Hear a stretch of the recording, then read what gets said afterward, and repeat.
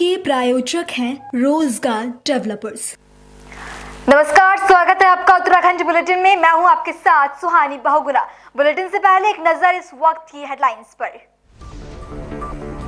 देहरादून के नशा मुक्ति केंद्र में चम्मच से गोद कर 2 लोगों ने एक शख्स की हत्या। नशा मुक्ति केंद्र की पाबंदियों से दोनों आरोपी थे परेशान। हिंदू रक्षा दल के प्रदेश अध्यक्ष ललित शर्मा के कश्मीरी छात्रों पर दिए गए विवादित बयान के बाद देहरादून में अलर्ट। ललित शर्मा पर मुकदमा हुआ दर्ज। आने वाले दिनों में पर्वतीय जिलों में मौसम बदलने के आसार, जबकि मैदानी इलाकों में चटक धूप खिलने से पारा सामान्य से 3-4 डिग्री ऊपर रहेगा।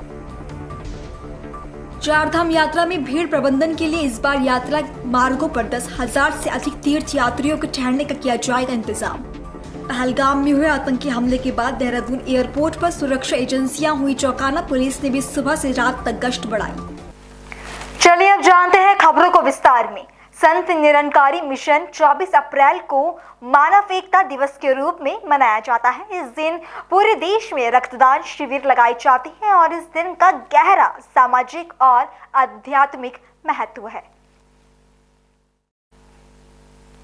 इस दिन रक्तदान शिविर आयोजित किए जाने के पीछे सदगुरु बाबा हरदेव सिंह महाराज की प्रेरणा है, जिन्होंने कहा था कि रक्त नालियों में नहीं नाड़ियों में बहना चाहिए।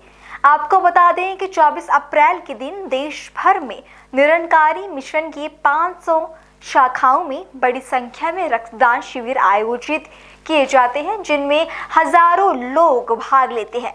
इस साल 50,000 यूनिट रक्त एकत्रित किया गया। आपको बता दें कि रक्तदान के लिए संत निरंकारी मिशन का नाम Guinness world book of records में भी दर्ज हुआ है। मिशन में अभी तक रिकॉर्ड 12,85,000 यूनिट रक्तदान किया जा चुका है, जहां पूरे भारतवर्ष सहित दुनिया भर में पहलगाम आतंकी हमले की घोर निंदा की जा रही है, जिसमें मानवता का खून बहाया गया। तो वहीं संत निरंकारी मिशन की रक्त एकत्रित करने की पहल सराहनीय है।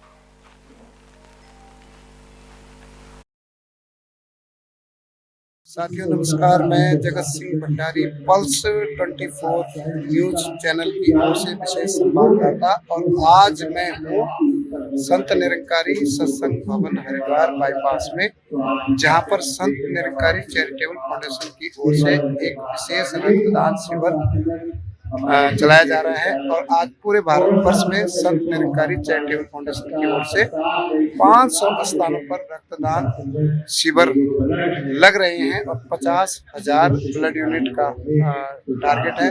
तो इसी लड़ी में आज हम हैं देहरादून में, उत्तराखंड की राजधानी हरिद्वार बाईपास में, जहाँ पर ये रक्तदान शिविर चल रहा है। तो मैं रक्तदाताओं का जोश और जुनून कैसे देखने को मिल रहा है, जहाँ हमारे ये पूरी आपको ये दून अस्पताल की टीम दिखेगी और जो रक्तदाता हैं, जो रक्तदान कर रहे हैं, ये देखो आप रक्तदान कर रहे हैं और ये इनकी मदद कर रहे हैं मेडिकल स्टाफ।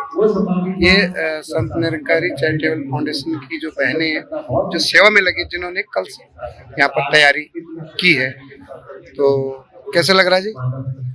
ठीक लग रहा है? ये रक्तदाता है और इन्होंने रक्तदान किया है, तो ठीक लग रहा है आपको? ठीक है, चलो और आगे चलते हैं जिन्होंने रक्तदान कर दिया है। ये हमारी बहन भी हमारे बीच में आई है। कैसे लग रहा है बहन जी रक्तदान करके? अच्छा लग रहा है? ठीक है, कोई दिक्कत तो नहीं? खुश है ना आप? बहुत खुश।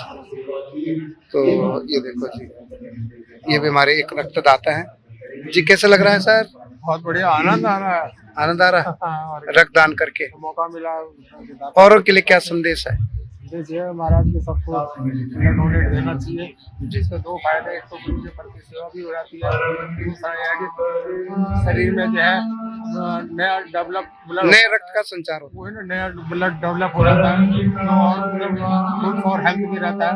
तो हम कहते हैं टूरिज्म काम हो रहा है, समर्पण भी और अपना शरीर का भी प्रेम से करना। बहुत बहुत धन्यवाद आपका।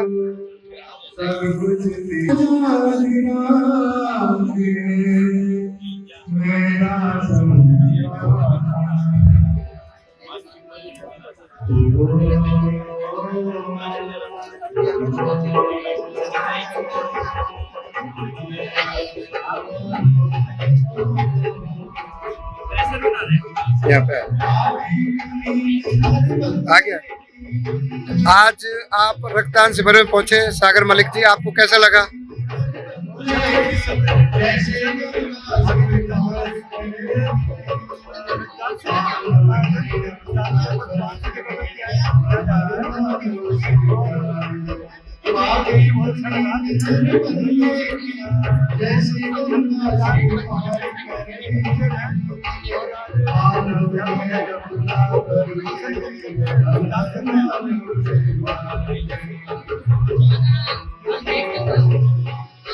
बहुत अच्छा जी। तो हमारे सागर मलिक जी समाज सेवक यहाँ पर आए हैं, प्रभावित हुए हैं संत निरंकारी चैरिटेबल फाउंडेशन की सेवा को देखते। आज संत निरंकारी चैरिटेबल फाउंडेशन की ओर से रक्तदान शिविर का आयोजन किया गया और हमारे बीच में आए हैं रक्तदान शिविर का आयोजन किया गया, जिसमें देहरादून के महापौर श्री सौरभ थपलियाल जी आए हैं। सर एक मिनट सर आपकी एक प्रतिक्रिया। बहुत अच्छा आयोजन है और बड़ी संख्या में यहाँ पर जो है रक्तदान यहाँ पर कर रहे हैं, स्वयं की इच्छा से बड़ी अच्छी बात है। कई लोगों को, ऐसे लोगों को रक्त मिल सकता है।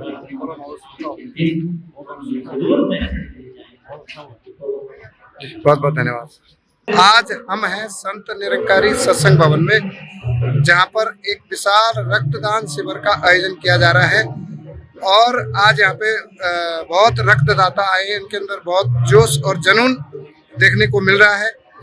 मेरे साथ में हैं ब्रांच संयोजक श्री नरेश बिरमानी जी और क्षेत्रीय संचालक श्री दिलबर सिंह पंवार जी, विकास नगर के मुखी महात्मा श्री नरेंद्र कुमार राठौड़ जी। तो अब मैं आगे की जो यहाँ की जो गतिविधियां हैं हमारे संयोजक साहब नरेश बिरमानी जी से जानेंगे कि आज का जो रक्तदान शिविर है इसका उद्देश्य बताइए। संत निरंकारी चैरिटेबल फाउंडेशन द्वारा प्रतिवर्ष 24 अप्रैल को बाबा गुरबचन सिंह जी महाराज की याद में, जिसको हम मानव एकता दिवस के नाम से जानते हैं, ये रक्तदान शिविरों का और मानव एकता दिवस के समारोह का आयोजन किया जाता है। उसी श्रृंखला में इस साल भी ये यहाँ पर आयोजन हो रहा है और ये 1980 में जब बाबा गुरबचन सिंह जी महाराज की शहादत हुई थी, तब से ये लगातार रक्तदान शिविर चल रहे हैं और महात्मा इस रक्तदान शिविरों में रक्तदान करके मानवता के लिए सेवा में अपना योगदान। आज पूरे भारतवर्ष में कितनी जगहों पर रक्तदान हो रहा है? 550 स्थानों में करीब 50,000 यूनिट रक्तदान एकत्रित किया जाएगा। मिशन के द्वारा और भी बहुत सारी सेवाएं होती हैं, थोड़ा सा इन पे प्रकाश डाल दीजिए। हमारे नरेंद्र कुमार राठौड़ जी के विकास नगर, आप इस बारे में जानकारी। जिस राठौड़ साहब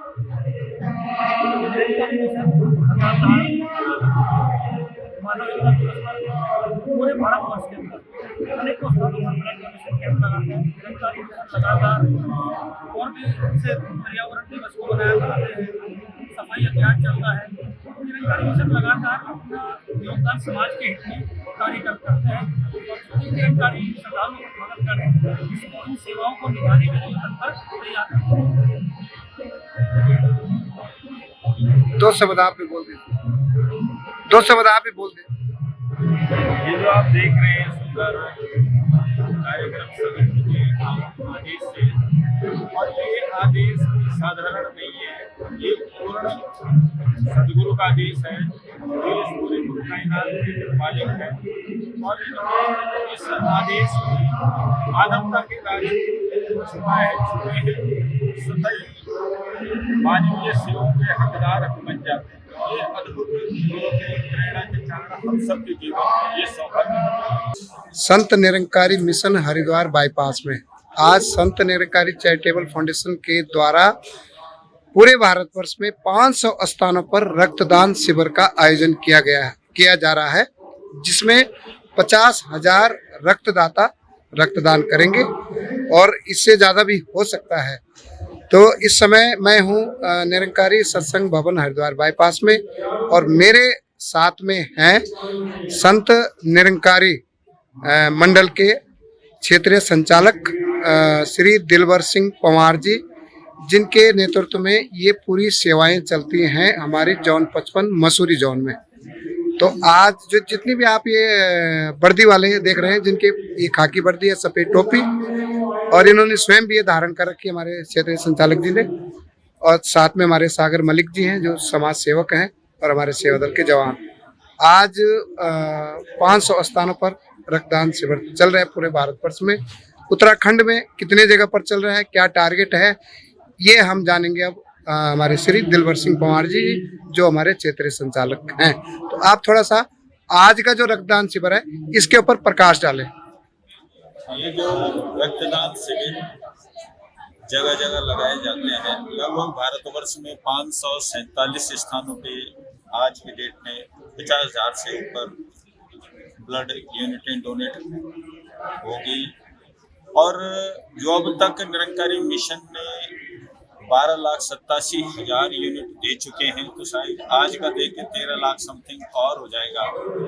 तो ये पूरी दुनिया का पहला मिशन है जो इतने मास लेवल पे इतने बड़े स्तर पे ब्लड डोनेट करता है।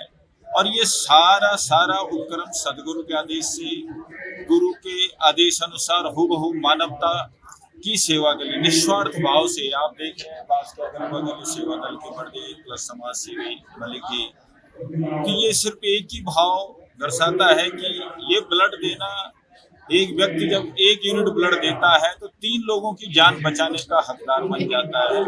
तो मेरे हिसाब से तो शायद इससे बड़ा कोई दान नहीं होगा कि हम जीवन में किसी को जीवन दान रूपी संजीवनी दे रहे हैं। और ये मेरे सदगुरु बाबा हरदेव सिंह महाराज की देन है और बाबा गुरुबचन सिंह जी का बलिदान, जिसके ये प्रेरणा स्रोत हमारे इस ब्लड डोनेट के प्रेरणा स्रोत रहे हैं।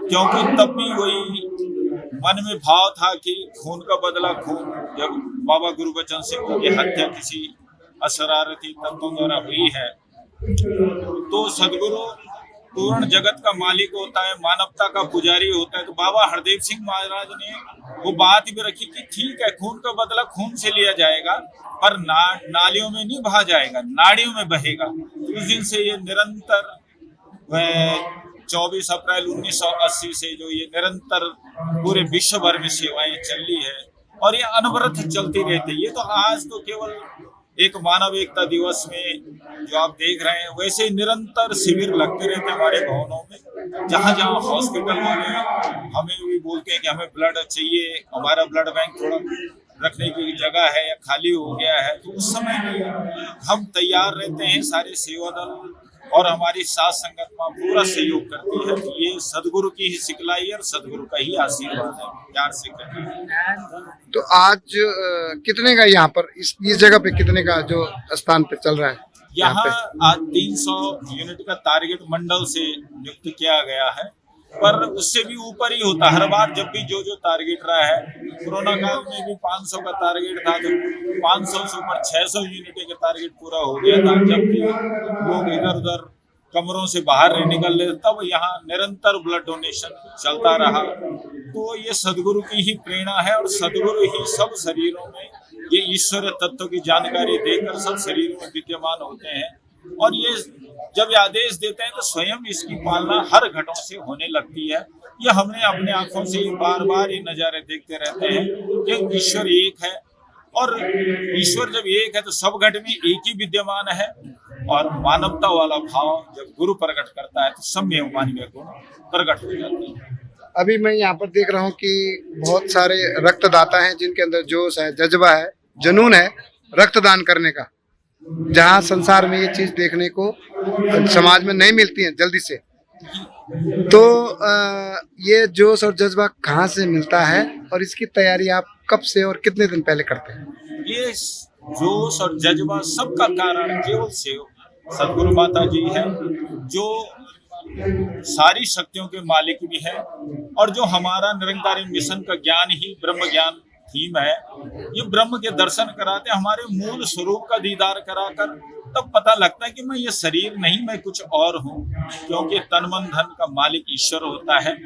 गुरु यही जनाता है, और जहां मुझे पता लगता है कि मेरा ये है ही नहीं है, ये किसी और की अमानत है, मैं कुछ अलग हूँ, गुरु मुझे वही जनाता है कि मेरा वास्तविक स्वरूप का दीदार कराकर जब मैं इस निराकार ईश्वर के दर्शन करता हूँ, तब मैं मूल रूप में मैं भी इसी का अंश हूँ। और जब इस विशाल के साथ जुड़ता तब ये विशाल भाव प्रकट होता है मानवता सेवा के लिए। इसी रूप में आप देख रहे हैं लाइन लगी है ब्लड डोनेट के लिए, ये प्रेरणा गुरु ही आधार है। जी आपका बहुत बहुत धन्यवाद, आपने अपना कीमती समय दिया, क्योंकि आपकी सेवा महान है और आप सेवा में व्यस्त भी हैं, तो मैं आपका आभार व्यक्त करता हूँ आपके इस बहुत नेक कार्य के लिए। तो ये कार्य करते चले जाइए और जनता का जो आशीर्वाद मिले और जनता का सहयोग मिले। तो अभी मैं दिखाता हूँ, देखिए आप जिस सभी ने देखा होगा कि देखो लाइनें लगी हुई हैं, सामने रक्तदाता है, पूरा ये आपको ये हॉल ये भरा हुआ है।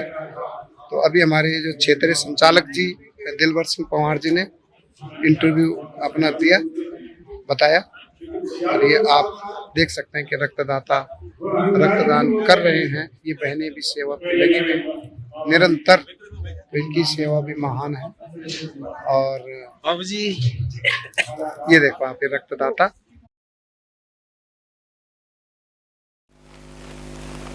रुक करेंगे अगली खबर का, खबर पौड़ी से, जहां वनाग्नि की बढ़ती घटनाओं को देखते हुए जिलाधिकारी डॉक्टर आशीष चौहान ने एक महत्वपूर्ण नवाचार पहल के तहत पिरूल संकलन अभियान की शुरुआत की।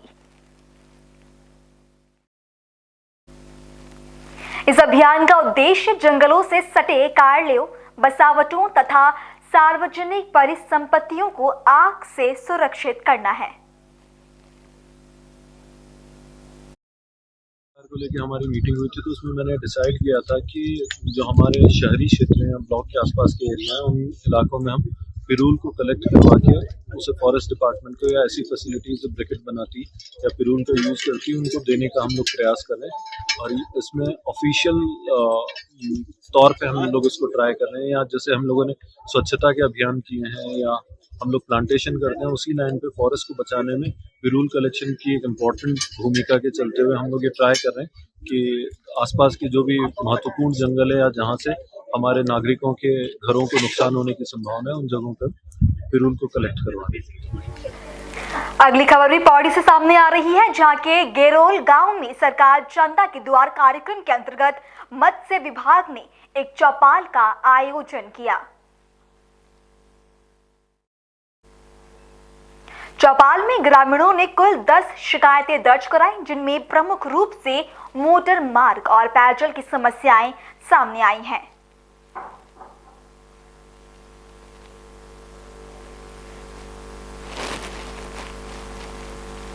खबर राजधानी देहरादून से, जल सचिवालय में मुख्य सचिव आनंद वृद्धन की अध्यक्षता में मुख्यमंत्री की घोषणाओं के संबंध में एक बैठक आयोजित हुई। बैठक के दौरान मुख्य सचिव ने पेयजल विभाग, ग्राम्य विकास, स्वास्थ्य, वन समाज कल्याण एवं खेल विभाग के अंतर्गत घोषणाओं की स्थिति की जानकारी ली।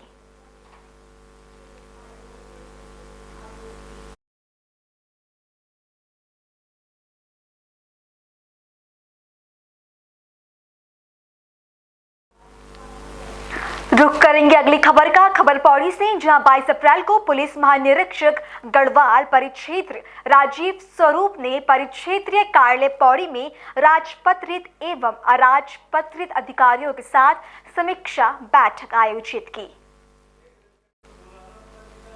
बैठक में उन्होंने आगामी 4 धाम यात्रा के दृष्टिगत यातायात व्यवस्था, पार्किंग व्यवस्था और रूट डायवर्जन आदि के संबंध में चर्चा की।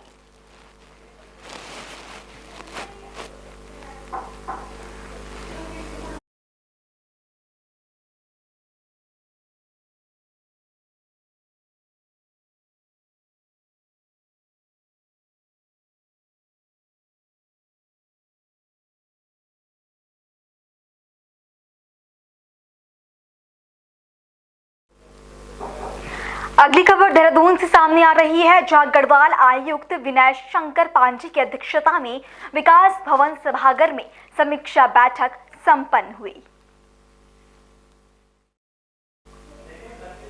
बैठक में 4 धाम यात्रा, वनाग्नि, पेयजल, सड़क सुधारीकरण, सीएम हेल्पलाइन सहित अन्य विकास योजनाओं पर चर्चा की गई।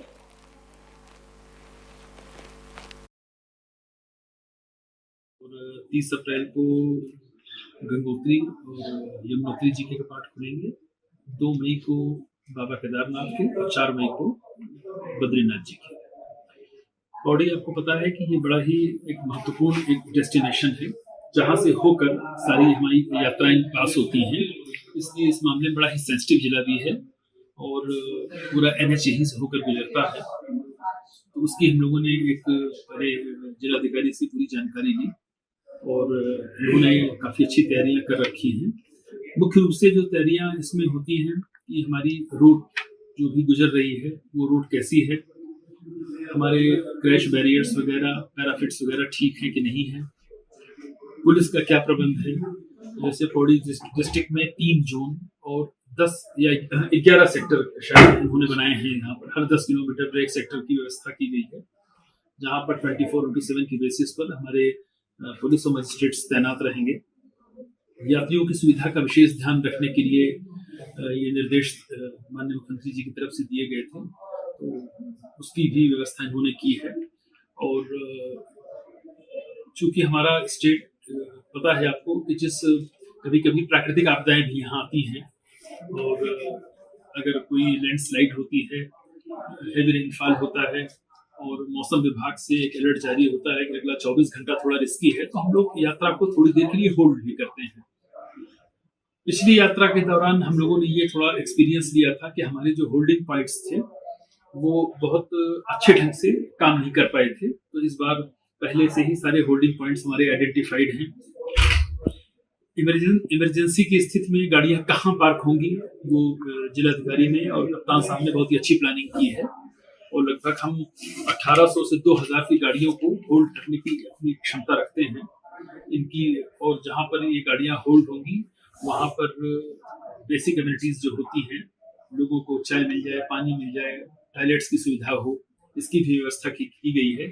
साथ ही साथ कुछ लोग ऐसे भी होते हैं जो बहुत चीज़ों को अफोर्ड नहीं कर पाते, तो डीएम साहब से मैंने अनुरोध किया है कि कुछ धर्मशालाएं उन्होंने आइडेंटिफाई की हैं, साथ ही कुछ टेम्परेरी रहन बसेरा टाइप का भी वहाँ पर बनाएंगे ताकि लोगों को अगर निःशुल्क भी रुकने की आवश्यकता होती है तो उनको निःशुल्क रुकने की और निःशुल्क भोजन की भी व्यवस्था वहाँ पर हम लोग कर सकें, क्योंकि काफ़ी सोशल जो हमारे NGOs होते हैं वो काफ़ी बढ़ चढ़ के इसमें भाग भी लेते हैं। वो सारा इन्होंने एक्सरसाइज बहुत अच्छे से कर रखी है और हम उम्मीद करते हैं कि चारधाम यात्रा में। खबर मसूरी से, जहां पहलगाम में हुए आतंकी हमले में मारे गए 27 बेगुनाहों को लेकर भारी आक्रोश है। पहाड़ों की रानी मसूरी में बजरंग दल ने आतंकवादियों और पाकिस्तान के खिलाफ माल रोड पर विरोध रैली निकाली। बजरंग दल कार्यकर्ताओं ने गांधी चौक पर एकत्रित होकर पाकिस्तान मुर्दाबाद के नारे लगाए। मैं वृंदावन से हूँ और मैं मसूरी यहाँ पे घूमने आया था और जैसे मुझे खबर पता चली, वैसे खबर बहुत निस्संदेह निंदनीय है, परिवार के साथ जो है उनके प्रति हमारी संवेदना है। लेकिन मैं यहाँ से मोदी जी और अमित शाह जी को कहना चाहता हूँ कि बहुत हो गया उरी स्टाइल वगैरह, अब सीधा डिफेंस को छूट देनी चाहिए और सीधा वॉर होनी चाहिए, क्योंकि यहाँ पे हिंदू जो है वो सेकुलरिज्म का पार्ट बनते रहते हैं, जिसके चक्कर में ऐसी घटनाएं होती रहती है। पहले भी कश्मीर में हुआ है, बहुत बार जम्मू कश्मीर में ऐसी घटनाएं हमें देखने को मिली है।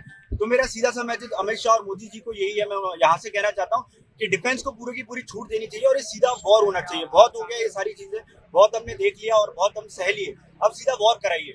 और पूरा जैसा अभी बांग्लादेश में हो रहा है, बांग्लादेश से हिंदू भागे, कश्मीर से हिंदू भगाए गए, अब नहीं कहा जाएगा, अब सीधा का सीधा वॉर कराइए और ये सारी चीजें खत्म करिए।